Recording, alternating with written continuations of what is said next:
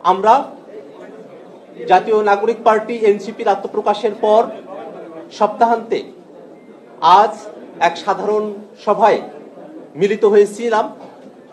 জাতীয় নাগরিক পার্টির কেন্দ্রীয় কমিটির সদস্যগণ আজকের এই সাধারণ সভায় উপস্থিত ছিলেন।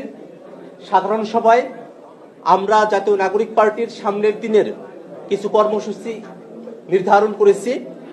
সে কর্মসূচিগুলো হচ্ছে, প্রথম কর্মসূচি হিসেবে 24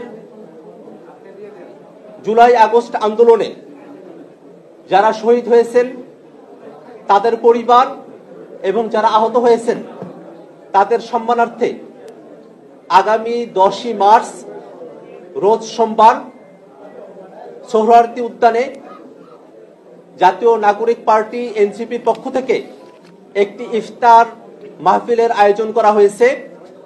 আমরা সারা দেশের সকল শহীদ পরিবার এবং আহত ভাই বোনদের 10 তারিখের ইফতার কর্মসূচিতে স্বতঃস্ফূর্তভাবে অংশগ্রহণ করার আহ্বান জানাচ্ছি।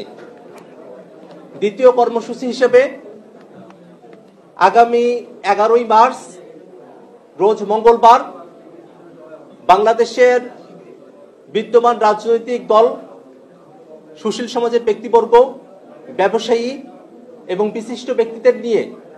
বিশিষ্ট ব্যক্তিদের সম্মানার্থে জাতীয় নাগরিক পার্টি এনসিপির পক্ষ থেকে একটি ইফতার পার্টির আয়োজন করা হয়েছে। উক্ত ইফতার পার্টিতে জাতীয় নাগরিক পার্টি এবং অন্যান্য রাজনৈতিক দলের সদস্যবৃন্দ এবং বিশিষ্ট ব্যক্তিবর্গ, ব্যবসায়ীগণ উপস্থিত থাকবেন বলে আমরা আশাবাদ ব্যক্ত করছি।